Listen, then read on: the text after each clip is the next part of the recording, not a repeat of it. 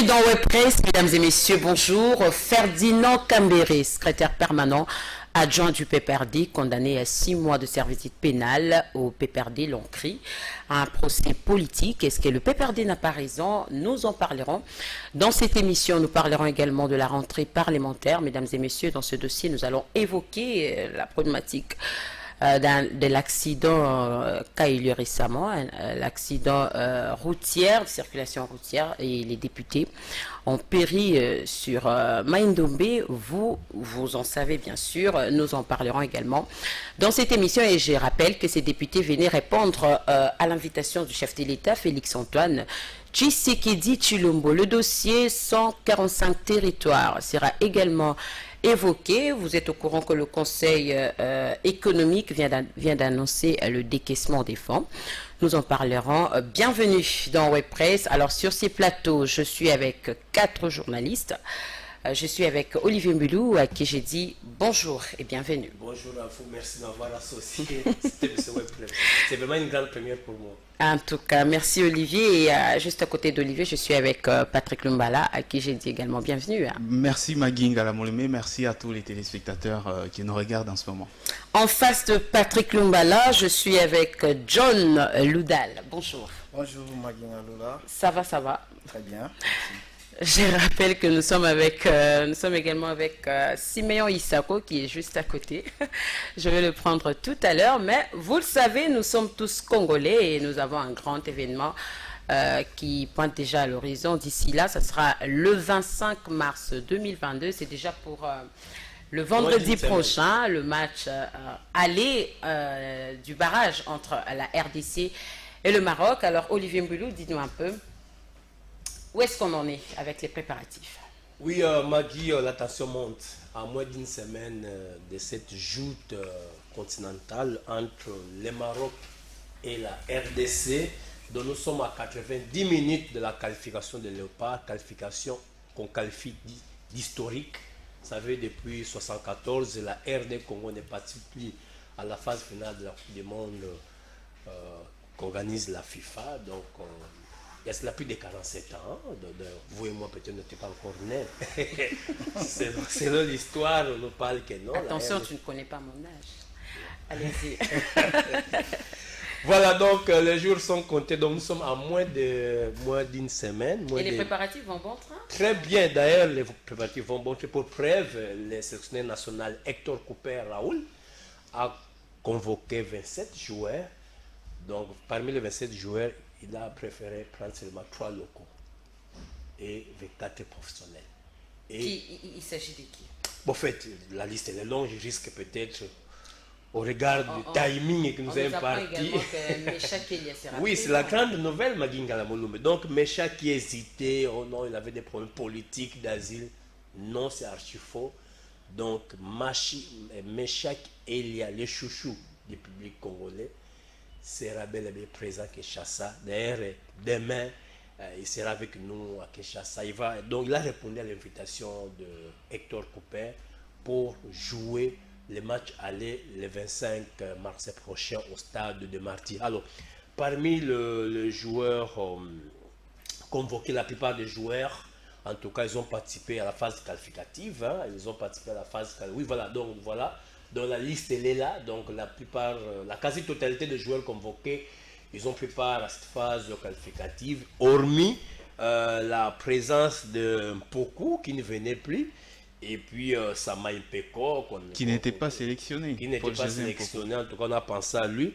Et vous devez savoir aussi à Théo Bongonda, et pourquoi pas le joueur José Mpoku. Voilà, donc ce sont ces joueurs-là qui vont répondre à la sélection de coach. Merci beaucoup Olivier Mbulu. Patrick Lumbala, tu es congolais, ton équipe va jouer d'ici peu, d'ici là en fait, d'ici le 25 mars prochain. Un mot pour les Léopards de la RDC. Un mot justement, nous sommes à la porte de l'histoire. À la porte de l'histoire parce que Olivier l'a dit, ça fait plus de 40 ans que la RDC n'a plus participé à une seule phase finale de la Coupe du Monde de football. Maintenant, les préparatifs, bien sûr, ça va bien, il l'a dit, mais moi je pense que on n'arrive pas du côté du ministère des Sports à prendre les choses au sérieux. Comment ça? Écoutez, nous sommes à la porte de l'histoire, comme je l'ai dit, mais vous allez vous rendre compte que le ministère des Sports se focalise sur ce qui n'est pas essentiel en fait. Expliquez-vous. Voilà, ce qui n'est pas essentiel. Pourquoi j'ai dit cela? Vous avez d'autres nations en ce moment, par exemple le Maroc et d'autres nations qui vont devoir participer à ces barrages, qui ont fait du lobbying auprès des équipes dans lesquelles jouent leurs joueurs pour débuter un peu à temps la préparation.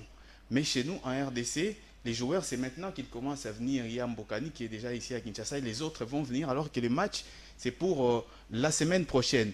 Vous allez au ministère des Sports, vous avez des commissions inutiles qui sont mises en place pour les matchs.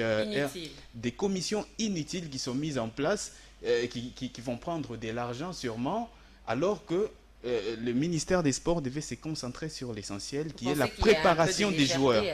Je pense qu'il y a des légèretés. Le ministère des Sports doit se concentrer sur l'essentiel, la préparation des joueurs, les mettre dans de bonnes conditions et permettre au sélectionneur national de bien faire son travail sans interférer et non créer des commissions inutiles, des spots par-ci par-là, appeler des musiciens. Tout ça, ça met une pression supplémentaire sur les joueurs et les résultats risquent de ne pas être même par du tout rapport bons. aux supporters, nous avons appris récemment que le Maroc, pour que les Marocains viennent participer au match aller ici, ils ont pu baisser les prix du coût du billet. Pour plus de 3 000. Mais est-ce que c'est le cas pour nous, la RDC? Je ne pense pas. Les Marocains, ils ont disposé. Donc 3 000 sportifs viendront ici pour appuyer, pour accompagner l'équipe. Jusqu'à présent, on n'a pas encore déterminé le nombre exact de sportifs qui vont accompagner Léopard au match retour. Et vous verrez, on vous dira qu'il n'y a pas d'argent. Constitue le 12e homme. Mais jusqu'à présent, bon, on nous apprend qu'il y aura un vol affrété, il y aura un avion affrété. Je ne sais pas si peut-être cela va se réaliser. Mais je ne partage pas le même point de vue que mon ami Patrick par rapport aux joueurs. Vous savez, selon la FIFA, c'est réglementé. Donc, les joueurs, ils appartiennent à leurs équipes. On libère le joueur 6 jours avant. Vous devez savoir ça. Donc, vous ne pouvez pas vous permettre de prendre un joueur qui évolue, je ne sais pas, au championnat français pour venir servir l'équipe nationale. Donc, il y a une date qui est déterminée pour que les joueurs puissent répondre présent. Pour aux autres, peut-être faire chanter les musiciens, tout ça, ça fait partie peut-être de l'accompagnement de Léopard. Et vous verrez qu'il y a des budgets énormes qui sont alloués à ça, inutilement.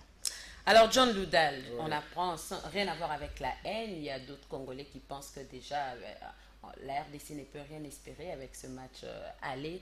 Donc, match aller Maroc-RDC, nous sommes déjà disqualifiés. Ah, mais comment on peut déjà espérer dès le départ que la RDC ne pourrait plus s'en sortir ou bien ne pourra pas s'en sortir, parce qu'on sait déjà que tout est mis en place, tout est mis en marche pour que cette équipe, ou soit nos nationaux, nos léopards puissent l'emporter déjà ici, parce qu'on dit bien que les léopards, le football pour nous c'est juste une thérapie, comme je le pense, et ceux qui pensent que ça ne va pas aller, bon, quant à eux de penser, mais nous qui avons cette conviction que les léopards vont faire quelque chose après 48 ans, qu'on n'est pas parvenu à accéder, donc à faire de notre présence à cette rencontre. Donc nous pensons que le crucial match qui aura déjà le 25 serait pour nous une victoire. Alors merci beaucoup Olivier Mboulou. Juste un mot pour peut-être vous quitter. Une minute. Voilà. Moi je pense que l'équipe nationale appartient à tout le monde. Il n'y a pas d'opposant, il n'y a pas, je ne sais pas. Donc il n'y a pas. Moi je pense que tout le monde, nous devons nous aligner derrière l'équipe nationale. Donc on peut avoir des problèmes, des divisions, je ne sais pas moi. Il faut oublier. Nous devons nous aligner derrière l'équipe nationale pour la CAN. Parce qu'on ne va pas parler de... Je ne sais pas. Nous sommes Congolais. La seule chose qui nous réunit, qui nous unit. Donc, mettons de côté tout ce qui est division. Nous emporter à parler même langage. Bien sûr, même langage. J'ai vu c'était lors du 24 plus 1. J'ai vu Robert s'embrasser avec Jean-Pierre Bemba. Voilà. C'était lors du match RDC, je ne sais pas quelle équipe. Voilà. Donc, c'est un facteur qui nous unit, mais nous sommes à la porte de l'histoire et les autorités qui ont en leur charge les sports doivent prendre les choses au sérieux. Tout à fait. Parce que si on est éliminé, ça ne sera pas un facteur d'unité. D'ailleurs, l'équipe le chef était derrière tout ça. Voilà. Et donc d'ailleurs, là, le ministre des Finances, vraiment, l'équipe nationale fonctionne vraiment en mode d'urgence. Donc, j'espère que de ce côté-là, il n'y aura pas assez de problèmes. Nous croisons les doigts. Voilà. Je crois, je n'ai pas avancé le score que la RDC au match, parce que tout se joue dès le match à l'air. Hein. Okay. Il suffit de faire la différence. Je voulais un peu répondre. Nous allons gagner par 3 buts à 0. 3 buts à 0. Je n'ai pas consulté les autres. Vous avez posé Non, j'ai répondu sur votre question. Vous vous demandez qu'est-ce que la RDC a fait pour les supporters qui vont partir. Non, nous sommes d'abord sur une phase aller. C'est ici chez nous. Donc les moyens sont là et nos supporters pourront 25 000 places disponibles. Le stade de Martyrs. Et quand dans 6 jours après donc la phase retour, on verra si le gouvernement fera. Donc ça ne sera pas au lendemain. Le 29, la question sur avec quels moyens. Peut-être que le gouvernement. Non, le voyage est prévu pour le lendemain. Bien sûr, bien sûr. Il y aura un vol affrété. Après, c'est dans 6 jours là, le match. Non, le match aller le 25, retour le 29. Ok. Ouais. Donc voilà. Alors merci beaucoup. Ça c'est une histoire du sang. Hein. On ne pouvait pas s'en passer. On revient à nos sujets. Merci beaucoup, Olivier. Merci, je vous en prie. Merci beaucoup. Alors, Patrick Lumbala, on parle de l'affaire Ferdinand Kambéré, qui est condamné à 6 mois de servitude pénale. Déjà, au PPRD, l'on crie à un procès politique. Ils n'ont pas raison. Je pense que le PPRD n'a pas raison de crier à un procès politique. Pourquoi? Parce que la justice a sa façon de fonctionner. Vous ne pouvez pas aller dire à la justice parce que le plaignant est venu retirer sa plainte que vous ne devez pas poursuivre M. Kambéré. Donc, je pense que le procès n'est pas du tout politique. La justice a fait son travail. Pourquoi je dis cela? Parce qu'en droit congolais, lorsque vous allez porter plainte et que le dossier est déjà en train d'être traité au niveau de la justice, même si vous la retirez, c'est là, ne met pas fin à l'action publique. Okay. L'action publique continue et la personne que vous avez accusée peut être condamnée, comme c'est le cas avec Ferdinand Kambéré. Donc moi, je ne vois pas vraiment qu'il y ait un procès politique à ce niveau-là. Simon Issapo, je te salue, bonjour et bienvenue dans Web Press. Bonjour Magui, bonjour à mes co-débatteurs, mais aussi à tous les téléspectateurs de Congo Web qui nous suivent à l'instant. Merci beaucoup. Comment avez-vous jugé le verdict Ferdinand Kambéré? Je ne suis pas juge, mais j'estime que les droits a été dit. Il y a eu infraction, l'infraction a été en tout cas établie, c'est pourquoi Ferdinand Kambéré a été condamné à 6 mois de servitude pénale. Que le PPRD crie à un procès politique qui disent qu'il s'agit là de l'instrumentalisation de la politique. Moi, je me dis que c'est normal. C'est normal parce que nous sommes habitués à des pareils jeux ici chez nous à RDC. Quand on est opposant, non, ils n'ont pas raison. Ils n'ont pas raison, mais j'estime que c'est normal parce qu'on est habitué à ces scènes-là, à cette théâtralisation-là de la justice, de la scène politique. C'est ça la RDC. La RDC veut dire quand on est opposant, on dresse toujours les tables sombres de ceux qui sont au pouvoir. C'est ça en fait. L'infraction est établie. Même quand il y a Ferdinand, faute, on ne sait pas même quand il y a faute, on ne sait pas reconnaître la faute. Ferdinand Kambéré avait-il, oui ou non, blessé son camarade du parti, Ardent Kabambi? Oui, il l'avait blessé. Qu'est-ce que notre loi dit? Alors il devait être jugé et condamné sur base de la loi. Non, il a été condamné pour l'infraction des coups et blessures. Il devait être condamné, jugé, condamné sur base de la loi. C'est ce qui a été fait. Que Chadar ils disent aujourd'hui qu'il s'agit là de l'instrumentalisation de la justice, ben, je me dis peut-être il est encore un peu déçu des élections de la dernière présidentielle. Peut-être c'est ça qui les pousse à dire ça. Mais en réalité, les droits a été dit. Ça n'a rien à Ferdinand, si, ça a à voir. Ça a à voir. Parce qu'il faut juste voir comment il a réagi, comment il réagit. Tu comprends que même là où c'est blanc, il a tendance à dire que c'est noir.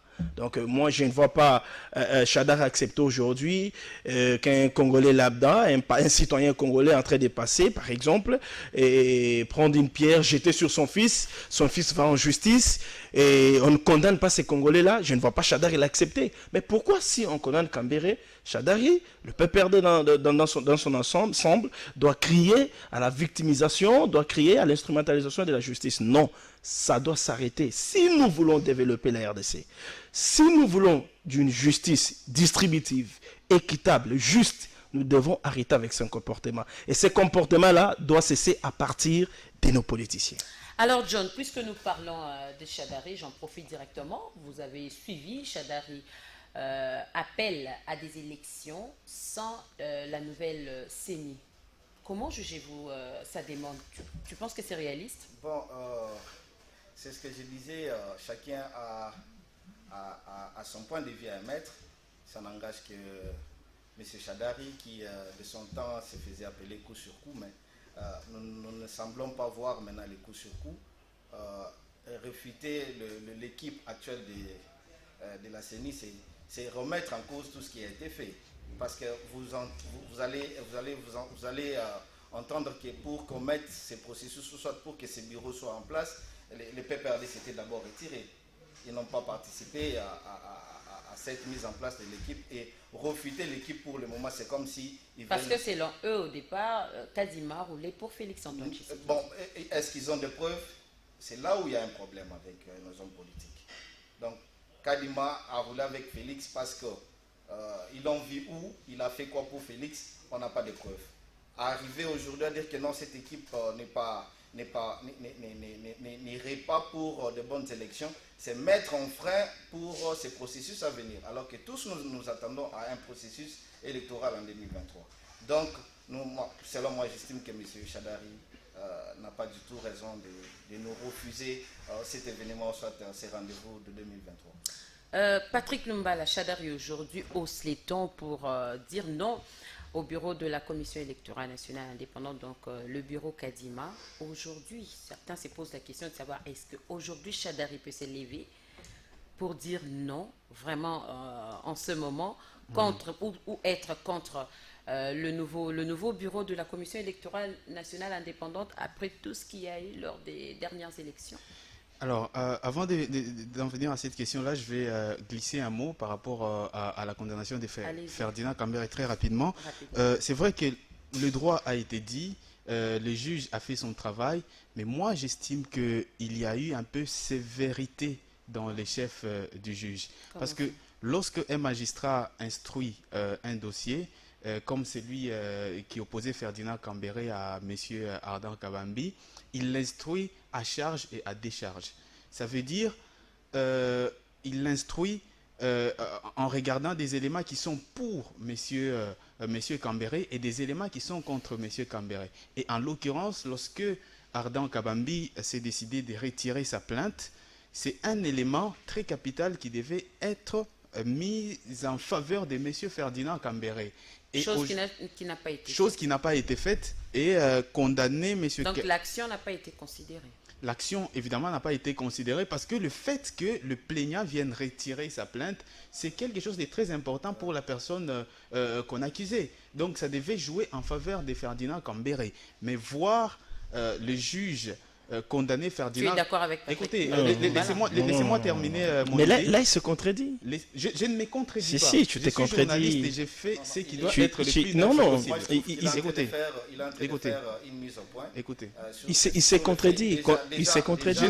C'est pas ce qu'il a dit avant. Il s'est contredit. Je ne me contredis pas. Quand plaignant aille retirer sa plainte, déjà joue dans le faveur ou soit Voilà. Alors, il faut pas oublier que l'action du ministère public, doit continuer. Parce que c'est pas parce que le plaignant s'est dessaisi de l'affaire que le ministère public doit ipso facto stopper l'affaire. Non, l'affaire doit continuer. C'est pourquoi, c'est pourquoi M. Ferdinand a été condamné à 6 mois. Écoutez, c'est pourquoi je vous ai demandé de me laisser terminer mon idée avant de contredire. C'est vrai. La personne peut retirer sa plainte, mais le magistrat ou le ministère public a la latitude de continuer l'action publique.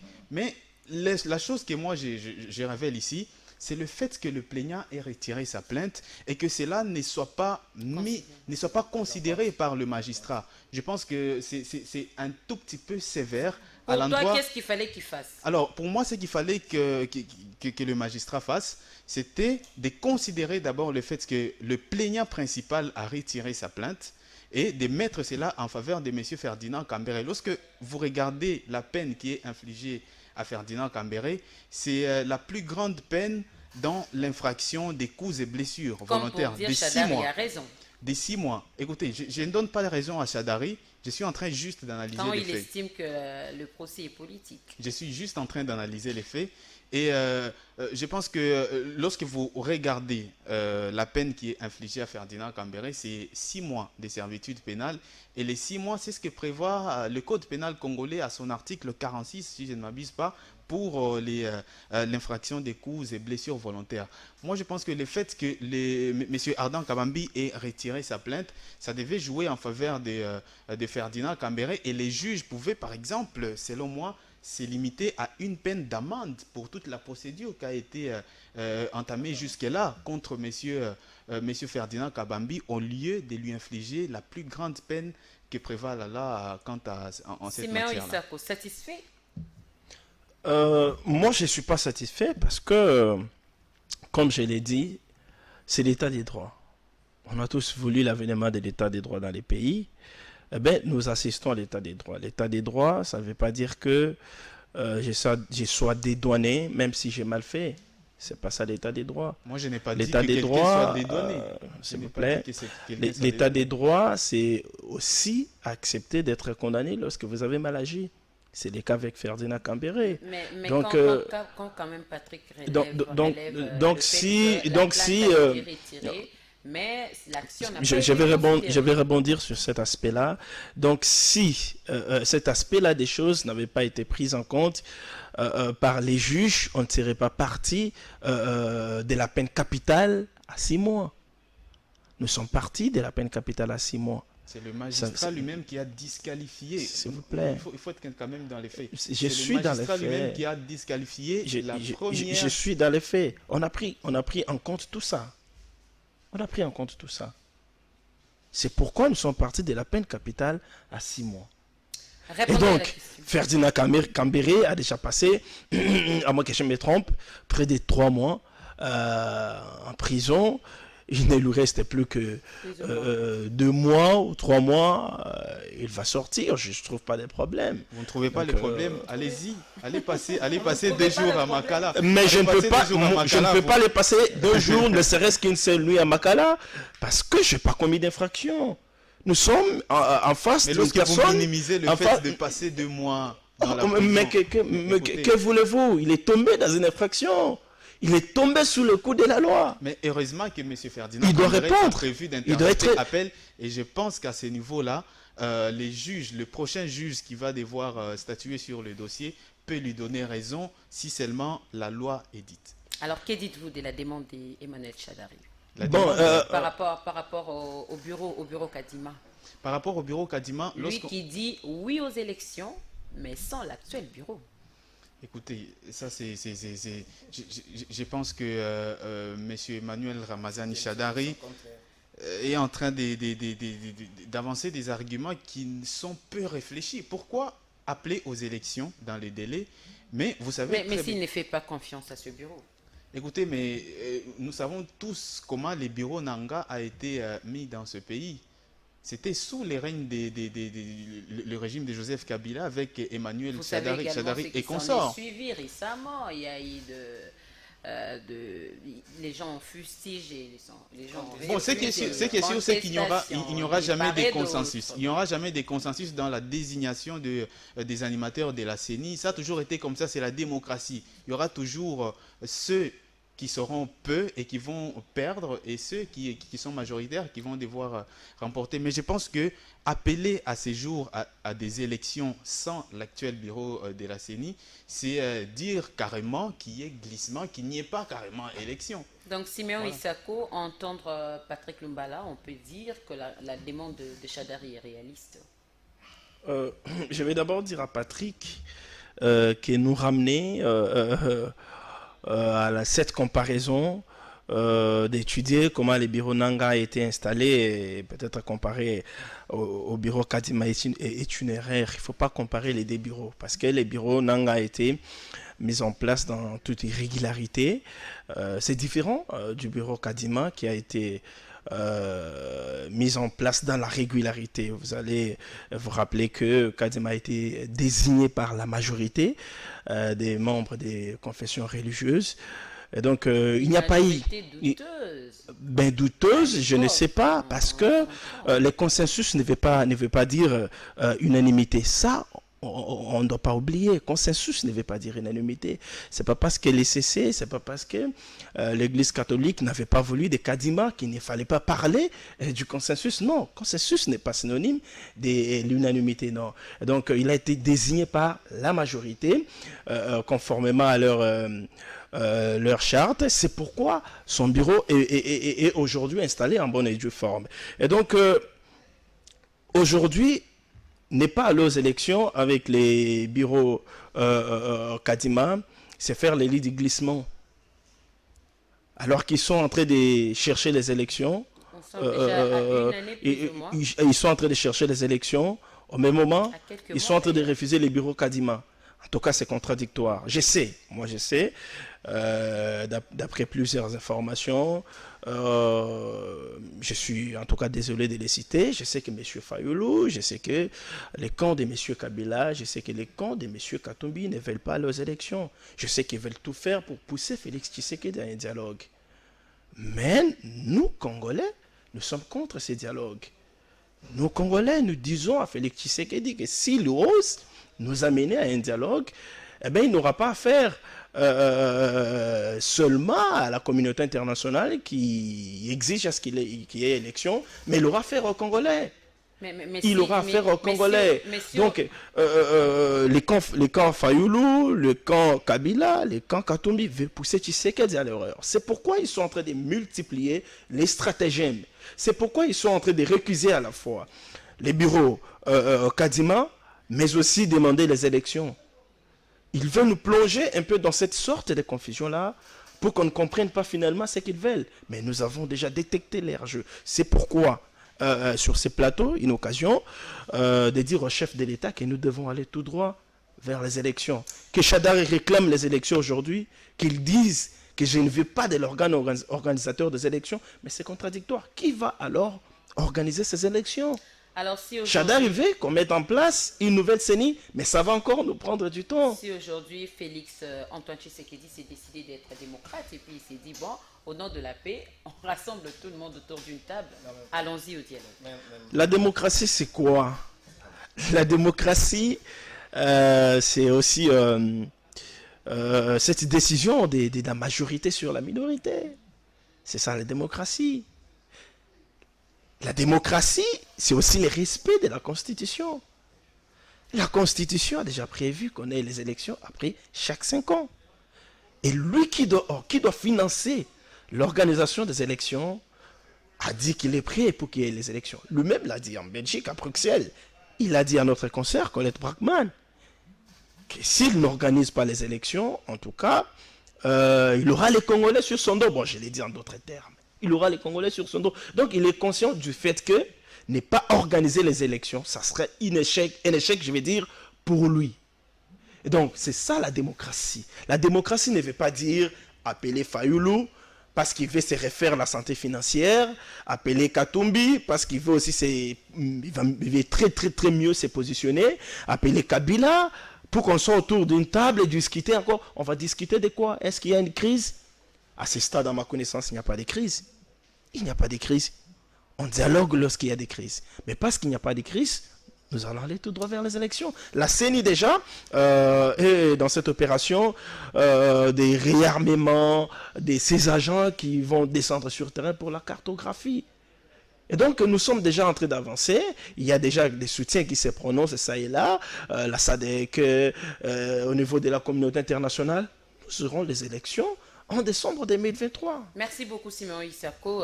Patrick Lumbala John, parlons un peu du dossier Matata. Vous le savez, Matata Ponyo cherche à tout prix. Jusque-là, il n'a pas toujours recouvré ses immunités parlementaires. Pensez-vous, je commence avec Patrick, penses-tu qu'il y a un acharnement autour de son dossier?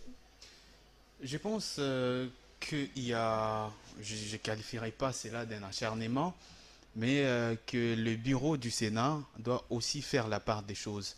Lorsque la plus haute juridiction du pays, en l'occurrence la Cour constitutionnelle, s'est dit incompétente à connaître d'une quelconque affaire, en l'occurrence l'affaire d'Augustin Matata Ponyo, je pense que le dossier est clos. En attendant que la loi puisse trouver des voies et moyens, quelle juridiction va juger Matata Ponyo, mais qu'il soit quand même remis à ses droits, à avoir ses immunités carrément. Je ne vois pas pourquoi le Sénat continue jusqu'à aujourd'hui à lui refuser ses immunités. C'est quand même injuste. John, Matata Ponyo a fait un tweet où il dit qu'un Premier ministre qu'il a été, il ne peut pas être jugé par la Cour de cassation. N'a-t-il pas raison?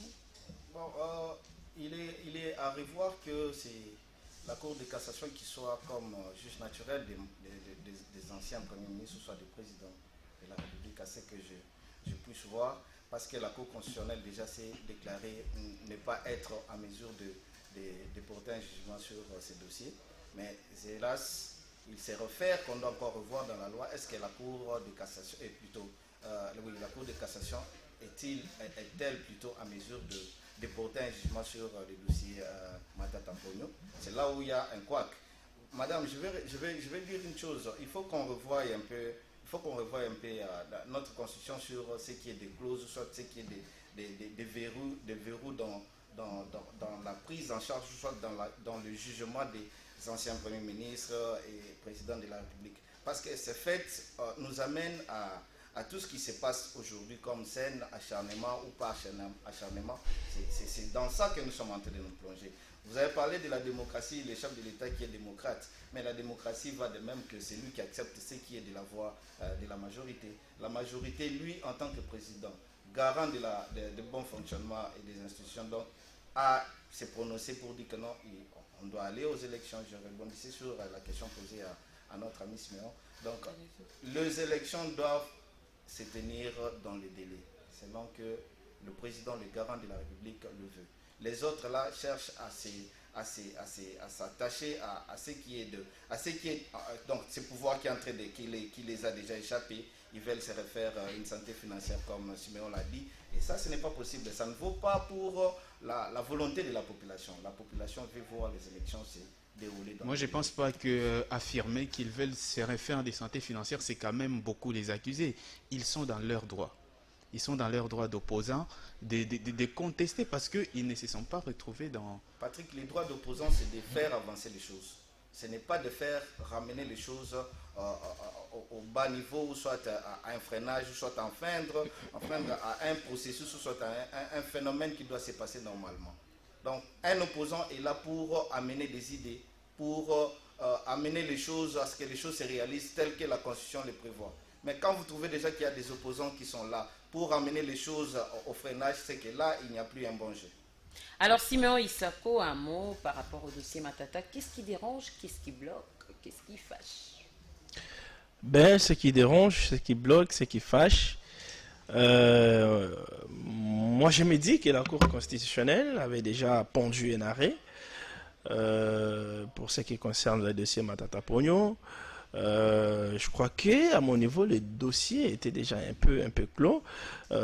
J'estime que le Sénat, à mon avis, en tout cas le Sénat doit aussi écrire peut-être à la Cour constitutionnelle encore, peut-être aussi à la Cour de cassation pour réclamer à ce qu'on arrête un peu des poursuites contre Matata Pogno. Il ne s'agit pas là de l'interférence, mais juste de rappeler qu'il y a eu un arrêt de la Cour constitutionnelle qui classait ces dossiers-là, je crois, les dossiers de biens aérianisés. Et donc, il y a eu un arrêt qui doit être respecté parce que la Cour c'était vu dans les capacités de juger un ancien Premier ministre. Parce que, comme l'a dit mon co-débatteur, notre loi n'est pas claire, trop claire là-dessus. Qui doit juger un ancien Premier ministre? Qui doit juger un ancien ministre? Par exemple, la Cour n'est pas claire. Et parce que je vais dire, la loi, la Constitution n'est pas claire, c'est ce que je veux dire. Et parce que la Constitution n'est pas claire, là, je risque de rebondir dans les débats de la révision au changement de la Constitution. Mais j'estime que c'est important pour qu'on puisse redéfinir certaines choses. Mais à ce stade, on doit arrêter, je peux même aller loin de dire, de harceler Matata Pogno, parce que moi j'ai l'impression qu'on les harcèle. On doit arrêter de les harceler. Parce que la Cour constitutionnelle, la haute cour, c'est comme ça qu'on l'appelle dans notre pays, a déjà dit ce qu'elle doit dire par rapport à ces dossiers-là. Donc ça doit être clos. On ne doit plus. Mais c'est quoi? Il n'a pas recouvert ses immunités. Il doit avoir ses immunités. C'est quoi le processus? C'est quoi le processus? C'est quoi le processus? Mais c'est quoi le processus dès lors que la Cour constitutionnelle a déclaré que les dossiers étaient clos et donc ipso facto il devait avoir ses immunités? Je ne vois pas pourquoi. Je trouve pas qu'il y a encore des procédures à suivre pour qu'il puisse avoir à nouveau ses immunités, non. Donc c'est un dossier, à mon avis, qui est clos, mais j'estime, je suis en tout cas tenté de dire comme Matata Pogno, que là il est victime peut-être d'une cabale politique et là ça ne marche pas. Merci beaucoup. Mesdames et messieurs, nous allons prendre le prochain sujet. Nous allons parler en quelques minutes, d'ailleurs rapidement, parce que nous sommes déjà presque à la fin de notre émission de la rentrée parlementaire.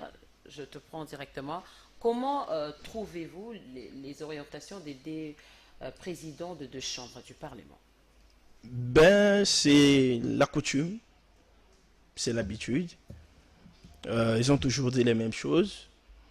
Ils ont toujours de bonnes intentions, de beaux discours. En tout cas, les discours. Les orientations étaient bonnes. En tout cas, les discours. S'il ne s'agissait que des discours, ce pays serait déjà trop loin. On serait déjà vraiment avancé. Parce qu'on a des beaux discours. On peut prendre un beau discours à midi, à 13h, et mieux. Je pense que ce sont des plus que celui qu'on a écrit à midi. Et donc, s'il s'agissait des discours, ce pays serait déjà trop loin. Et donc, le plus important ici, c'est de contrôler sérieusement, rigoureusement l'action du gouvernement pour qu'au moins Sama Lukonde et son équipe puissent faire ne serait-ce que le minimum pour les Congolais. Que les Congolais puissent au moins bien manger, que les Congolais puissent avoir un bon courant, que les Congolais puissent être desservis en eau potable, que les Congolais puissent avoir accès à des soins de qualité et qu'on sort. On n'a plus besoin de ces beaux discours-là des politiciens. Mais moi, je voulais profiter de cette tribune pour décrier cette honte. Je qualifie ça de la honte. La honte de certains de nos ministres. Je n'ai pas peur de parler ici du ministre Tony Mwaba. Avec cette affaire, cette affaire des fonds qui ont été mis à sa disposition, les frais des tournois interscolaires. On parle du détournement de près de 400 000 $ américains.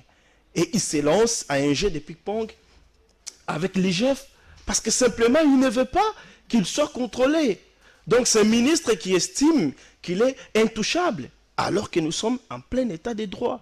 De surcroît, c'est un ministre qui provient de l'UDPS. Donc, c'est un ministre qui veut verrouiller cet appareil de contrôle anti-corruption et Patrick détournement Lumbala, mis selon en place vous, par les chefs de Selon l'État. vous, quelles sont les priorités de cette session? Rapidement. Justement, les priorités de cette session sont déjà connues. C'est une session très cruciale pour notamment l'Assemblée nationale et le Sénat d'établir sur la loi électorale. Aujourd'hui, la CENI, le président de la CENI l'avait dit dans les contraintes soulevées dans sa feuille de route, que si l'Assemblée nationale, le Parlement en général, ne parvient pas à voter une loi électorale dans les délais, et ça va fortement impacter sur la date de la tenue des élections en RDC. Donc, l'Assemblée nationale et le Sénat savent déjà les priorités de cette session. Elles doivent vraiment ne pas aller en longueur avec des débats, voter une loi électorale. Cette CENI aujourd'hui a besoin d'être fixée sur un éventuel deuxième tour de l'élection présidentielle, par exemple, pour pouvoir établir un budget conséquent à s'attendre à cela. Donc, c'est une session au cours de laquelle le Parlement doit tout faire pour qu'il y ait des réformes électorales afin de permettre à la CENI d'avancer. Merci beaucoup, fidèles téléspectateurs de Congo Web Télévision, d'avoir été des nôtres. Merci beaucoup à mes invités, Siméon Isako, Patrick Lumbala et puis John Loudal. Voilà, merci beaucoup. Retrouvez-nous déjà ce lundi en rediffusion à partir de 11h juste. Et moi, je vous retrouve les samedis prochains avec les autres invités, les nouveaux invités. Au revoir.